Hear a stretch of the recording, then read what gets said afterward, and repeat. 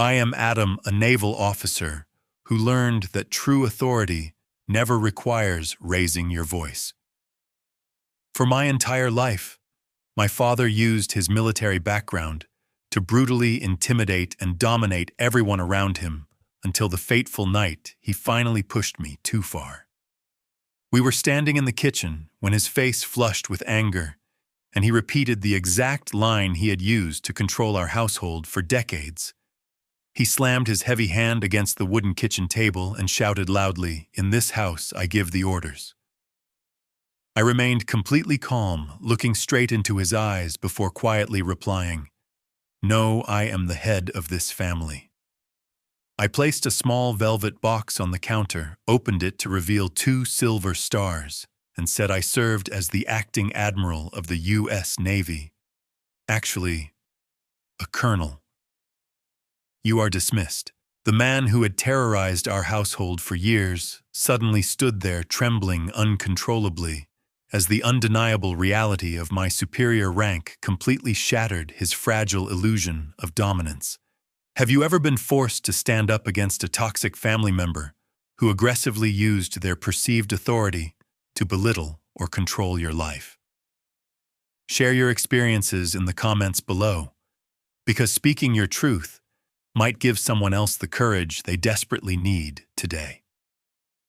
My memories of Sterling do not begin with lessons on kindness, but with absolute submission under the dry military rules he imposed on every corner of this house. Long before I ever wore a uniform or understood the weight of a command, I was a soldier in a barracks that my father mistakenly called a family home.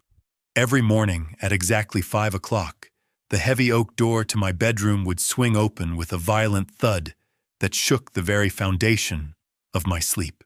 Sterling would stand there in the dim light of the hallway, with a silver stopwatch held firmly in his hand, while he waited for me to spring into a standing position. There were no gentle awakenings or morning greetings in the Vance household, because everything was a timed exercise designed to break my will and forge it into his image. I remember the cold Florida floor pressing against my bare feet as I stood at attention while he walked around my bed to inspect the hospital corners of my sheets. If he found even the slightest wrinkle or a microscopic speck of dust on my desk, he would flip the entire mattress onto the floor and force me to start the process over again. My father never viewed me as a son who needed guidance, but rather as a subordinate officer who required constant correction to overcome an inherent lack of discipline. He believed that the only way to lead was through the total eradication of dissent, which made every meal a structured interrogation rather than a moment of shared connection. Sterling used his retired rank like a bludgeon to keep me small, even as I began to outgrow him physically and mentally during my teenage years. The control he exerted over me was suffocating, but the way he managed my mother Marie was a far more subtle and devastating form of psychological warfare. My mother Marie had been a vibrant woman before she married into the Vance family, but decades of living under the shadow of Sterling had turned her into a quiet ghost. Every Friday evening, he would sit her down at the dining table to audit every single receipt from her weekly grocery shopping with a magnifying glass and a red pen. I remember watching from the hallway as he questioned her about a $15 purchase for a small jar of premium jam, as if she were committing a crime. My sister Lauren arrived much later into this environment of constant scrutiny, and she eventually became the primary target of his dominance once I finally managed to escape. My sister Lauren was only a child when I left for the Naval Academy, and my greatest regret will always be leaving her behind to face his anger without my protection. As I moved through the ranks and spent years at sea, I would receive hushed phone calls from her describing how Sterling was systematically dismantling her confidence. I intentionally kept my professional achievements hidden from him because I knew that he would either try to take credit for them or find a way to belittle the specific nature of my assignments. When I was promoted to commander, I merely told him that I was doing well in administrative work, because I wanted him to believe I was exactly the desk jockey he had predicted. While he was bragging to his retired friends about his old glory days as a colonel, I was quietly earning the respect of the entire fleet through competence and genuine care for my sailors. I became an admiral not to prove him wrong, but to become a man who could finally return home and provide the sanctuary that Mom and Lauren had been denied for so long. 10 years after I last stepped through that door in Key West, I returned with a hidden and powerful secret. The familiar scent of salt air mixed with the suffocating tension of the Vance household, as I stood in the foyer while observing the physical toll that Sterling had taken on my family. Marie appeared significantly smaller than I remembered, while she nervously smoothed her apron and avoided making direct eye contact with me during our brief and awkward reunion. I could see the unmistakable sadness in Lauren as she sat silently in the corner while clutching her medical school textbooks like a shield against the inevitable storm of my father's disapproval. My heart sank as I realized that the house I had escaped long ago had become an even tighter prison for the two women I loved most in the world. They moved through the living room with a practiced caution that revealed their constant fear of triggering another one of Sterling's calculated and explosive outbursts of domestic authority. Before I had even reached the driveway, I stopped at a local gas station, where I encountered my best friend Tristan, who was working his shift as a police officer. My best friend Tristan greeted me with a solemn nod, while mentioning that Sterling had been involved in several aggressive incidents with the local park rangers over the past few months. He explained that the local authorities were becoming increasingly weary of my father's attempts to dictate city policies, as if he were still commanding an active and vital military installation. I listened to Tristan's reports with a growing sense of dread, because I knew that Sterling's need for control was starting to bleed out of the house and into the surrounding community. My friend warned me that the situation was escalating quickly and that someone eventually needed to draw a hard line before Sterling caused irreparable damage to his own reputation. Sterling did not greet me with a fatherly embrace, but instead handed me a laminated sheet of household regulations as soon as I entered the living room. He stood there with his shoulders pulled back, while demanding that I adhere to a strict schedule of morning inspections and evening chores during my brief vacation. I looked at the list while feeling the old familiar anger rising in my chest as he began to lecture me about the necessity of maintaining a proper chain of command within his walls. I lowered my bag onto the floor while stating firmly, "I didn't come back here to listen to your old orders anymore, Sterling." My father stared at me with an expression of pure disbelief while he struggled to find the words to respond to my sudden and unexpected defiance of his established domestic hierarchy. Later that afternoon, I found Lauren hiding in the quiet shadows of the garage where she finally revealed the devastating secret that had been crushing her spirit for the past 3 weeks. She explained through quiet tears that Sterling had discovered her acceptance letter from a prestigious medical school and had deliberately destroyed her scholarship application without her knowledge. He had determined that she should remain in Key West to assist him with his personal projects because he believed that her medical ambitions were merely a frivolous distraction from her domestic duties. Lauren's voice trembled as she described the moment she found the shredded documents, while Sterling watched her with a smile of cold satisfaction from the kitchen doorway, as if he had performed a necessary service. The first dinner was a miserable affair, as Sterling dominated the conversation by bragging about his former glory as a colonel, while repeatedly belittling my own professional achievements. He poured himself another glass of wine while laughing at my supposed role as a desk jockey, who spent his days pushing papers in sterile administrative offices. My father boasted that he was the only one in the family who understood the true meaning of military leadership, while I was merely a shadow of a man who lacked the grit for actual command. I waited for him to finish his tirade before I leaned forward to assert my own authority in a way that he never anticipated. I ignored his mocking tone while responding with a level voice. In the military, we respect rank, but in this house, I'm the one setting the standards of conduct. Sterling froze as he processed the audacity of my statement, while the realization began to dawn on him that our relationship had changed forever. At 9 o'clock on the second morning of my leave, Sterling's roar echoed from the laundry room, tearing through the artificial peace we had struggled to maintain throughout breakfast.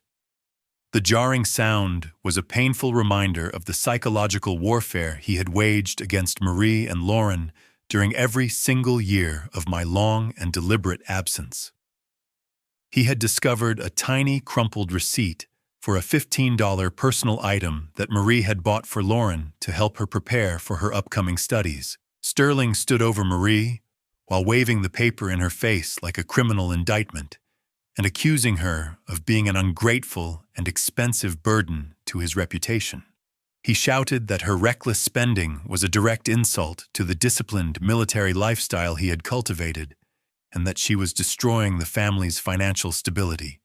Marie shrank against the dryer while her hands trembled as she whispered an apology that only seemed to satisfy his craving for total dominance. I stepped into the cramped space while placing myself firmly between Sterling and Marie to ensure that he could no longer use his physical presence for intimidation. I looked directly into his narrowed eyes and spoke with a calm precision that immediately cut through the noise of his irrational and performative anger. Sterling, $15 is not the price for you to trample on Mom's dignity like that, I stated while keeping my voice steady enough to vibrate through the small room. Sterling recoiled, as if he had been physically slapped, because I had intentionally used his given name to strip away the respect he had never earned. Lauren rushed into the room while sobbing and tried to pull Mom toward the hallway, but her intervention only caused Sterling's face to turn a dangerous shade of dark purple. He pointed a shaking finger at both of them while declaring that they were both incompetent and that they would never survive without his supervision. Sterling then turned his mounting fury toward me while claiming that I was a guest who had no right to question the internal affairs of his house. He began to rant about how he was the only provider for the family legacy, while accusing me of being a soft and ungrateful outsider.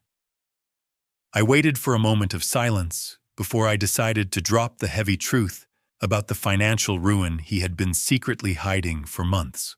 I revealed that I had been intercepting the legal notices regarding the overdue property taxes and that I had already used my own funds to pay his debt. You are trying to run this house like a barracks, but the reality is you can't even pay the property taxes, I said while watching the last remnants of his pride crumble away. The sudden silence was absolutely deafening as the weight of his profound financial failure finally settled over him, like a suffocating and inescapable shroud of deep shame. Sterling looked down at the receipt in his hand, while realizing that his loud shouting was a pathetic attempt to cover up his own major incompetence. Marie looked at me with shock and quiet relief, because she had clearly been living in fear of a poverty he had manufactured. Lauren stood beside Mom while wiping her tears and looking at Sterling with a new sense of cold clarity that stripped away the power he once held. The man who had spent decades demanding absolute perfection from everyone else was finally exposed as the most flawed person in the room during that quiet morning. We all stood there while the illusion of the powerful colonel was permanently replaced by the reality of a struggling retiree who had lost his final shred of authority over us. At 2 o'clock that afternoon, Sterling blocked my path in the dim hallway, while his face burned red with a wounded pride that was desperately seeking a way to strike back. He stood there with his jaw clenched while demanding that I hand over my personal laptop and phone under the false guise of maintaining strict military security standards. My father claimed that as a retired colonel, he had a permanent obligation to ensure no classified information was being compromised within his residence, even though he knew he was just trying to regain control. I looked directly into his narrowed eyes while realizing that his request was a pathetic attempt to intimidate a son who had long since surpassed his own professional standing. I refused his demand with a level of cold precision that only served to fuel his growing and irrational desperation to exert dominance over my private life. I turned away from his shouting and called out to Lauren while my voice carried an absolute certainty that left no room for any further domestic negotiations. I told Lauren to go to her room immediately to pack her suitcases because I refused to let my sister spend another single second under this abusive and suffocating roof. Lauren stood frozen at the top of the stairs while she looked between us with a mixture of desperate hope and profound terror of her father's reaction. Sterling roared that no one was leaving his command without his explicit permission while he attempted to physically block the stairs to prevent her from following my instructions. I stepped forward to shield her while signaling for her to move quickly because the time for asking for his permission had officially come to an end. My father drew himself up to his full height and attempted to use his retired rank of colonel to command my absolute silence and obedience as a member of the Vance family. He began to rant about the decades of service he had given to the country, while claiming that his '06 status granted him permanent authority over my personal actions and moral choices. I stood my ground while watching him struggle to maintain a dignity that he had long since traded for the cheap thrill of exercising domestic tyranny over those he was supposed to protect. He insisted that I was disrespecting the very traditions that had built our family name through blood and strict discipline over several generations of military service. I watched his chest heave with frustration before I finally spoke the words that had been building inside my mind for nearly my entire adult life. "Stop it, Sterling. Your rank does not give you the right to search my private life or the life of anyone else in this house," I said, while keeping my tone as sharp as a naval officer delivering a final warning. My mother stood trembling between us, her eyes darting from the man she had served for 30 years to the son who was finally offering her a way out of her misery.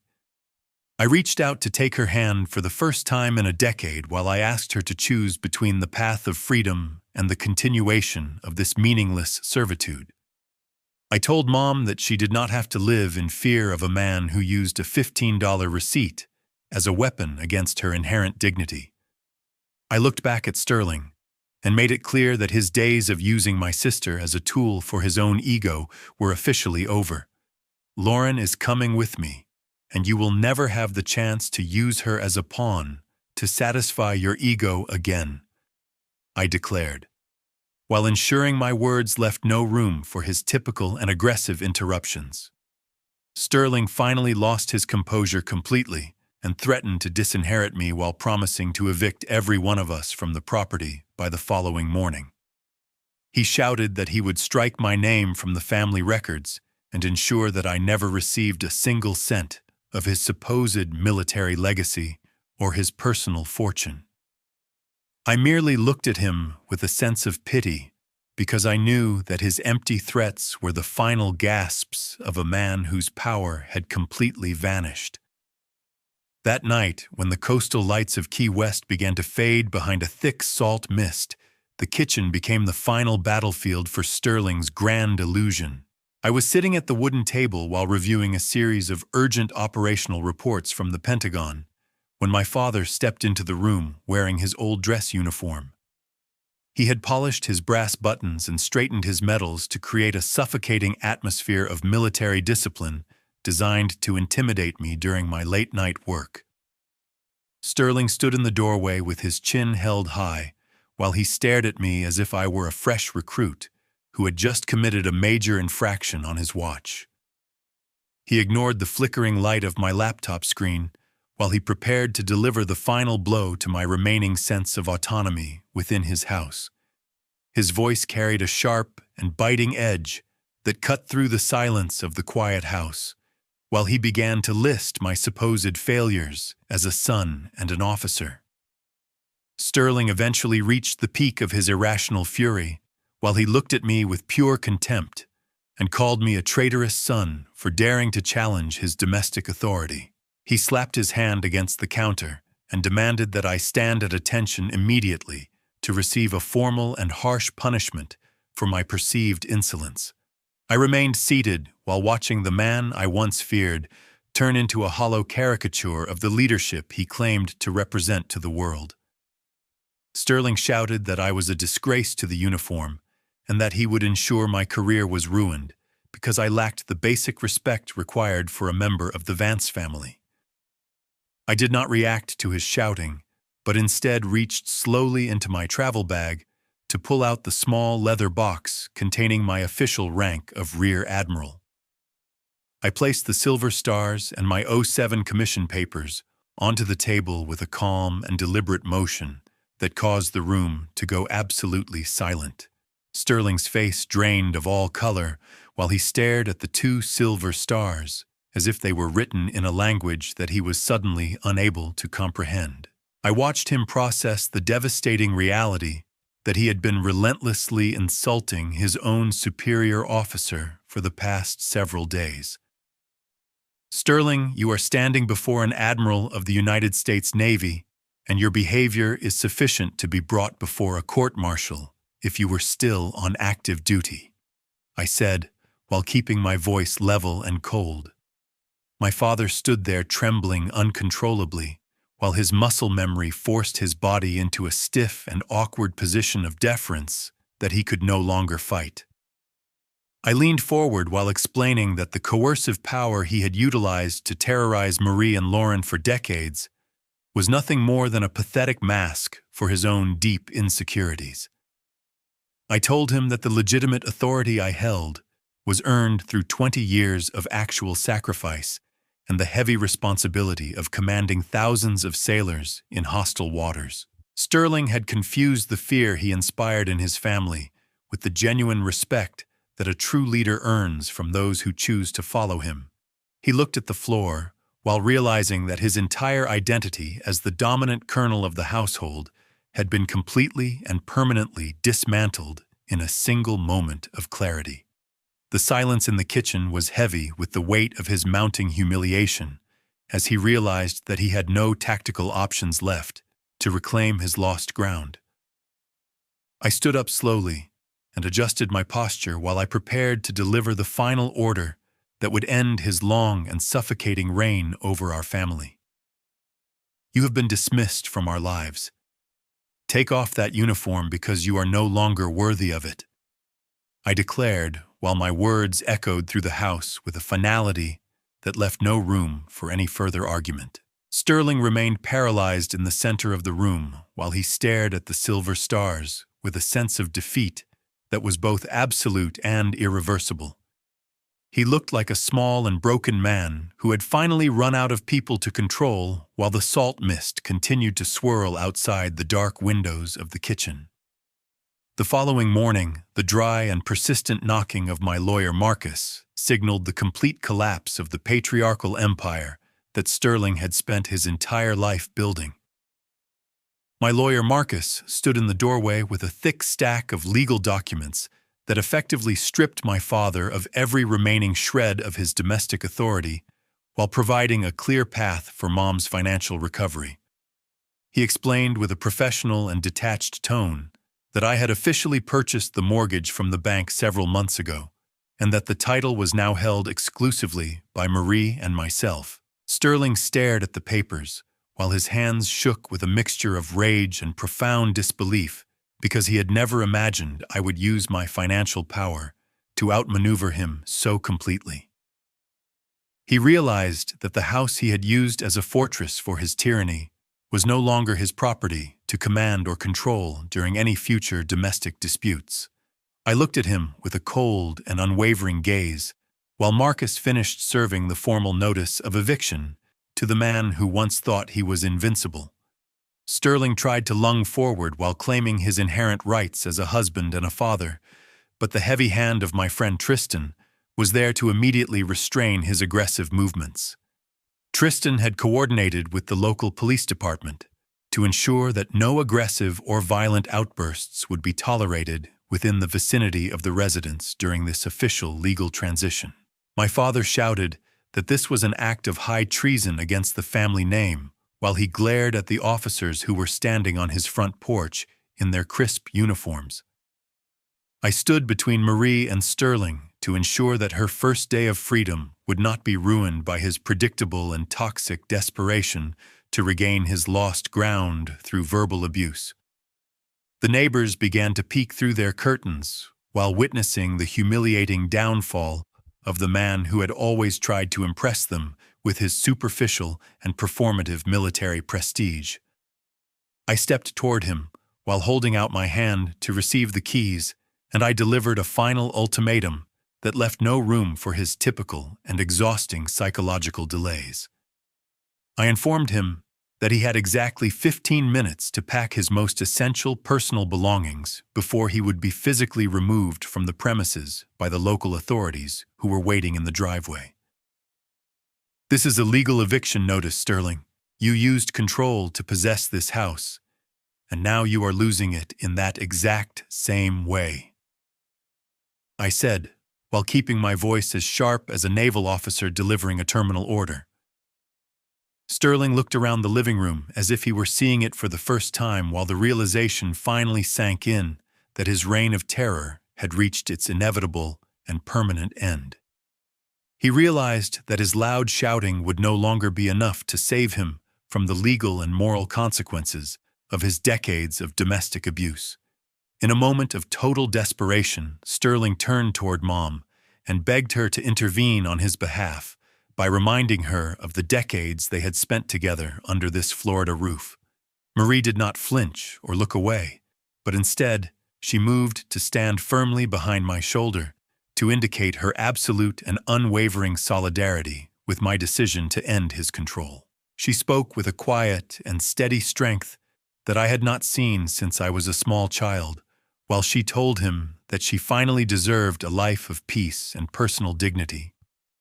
I looked at the man who had broken so many spirits, and I delivered the final blow to his ego while he stood by the door with his packed suitcases.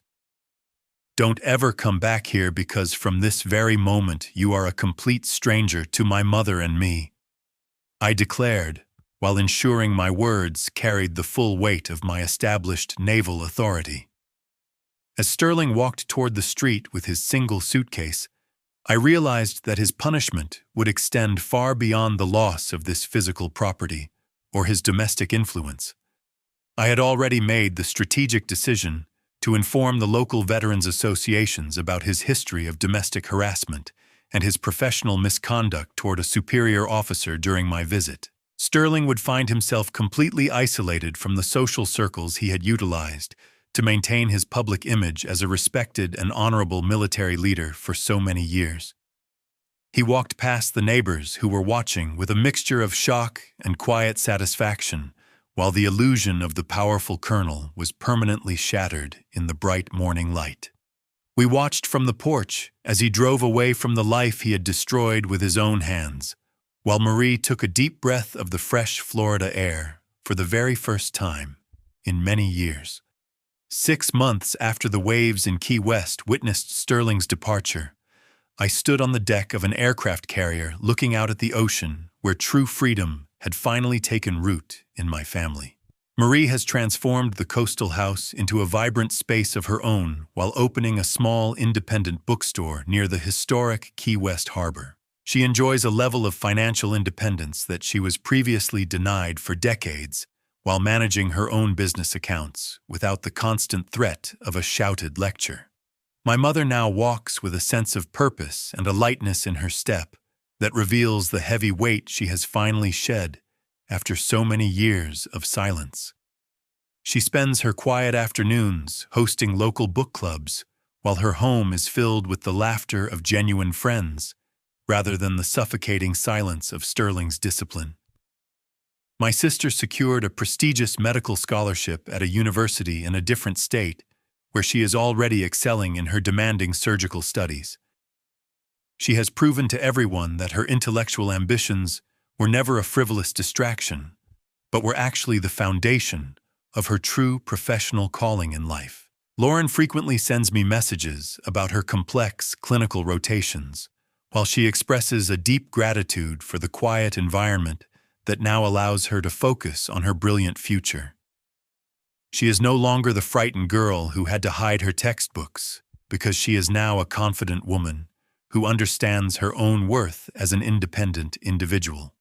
Her success is the ultimate evidence that removing a toxic presence allows a person's natural potential to finally flourish without any artificial limits. Sterling attempted to reach out several times over the past few months by sending long, handwritten letters of apology and offering financial support for my mother's new business. I made the firm decision to return every single envelope to his small apartment address without even breaking the seal to confirm our absolute commitment to a permanent no-contact policy. Sterling now lives in a modest one-bedroom unit while facing the cold reality that his old military rank could never buy back the genuine love he threw away so carelessly. I looked at the pile of returned envelopes on my desk and realized that he had 30 years to be a father, but he chose to be a warden instead. He is forced to confront the empty echoes of his own authority, while the family he tried to break has moved on to a life where he no longer holds any power.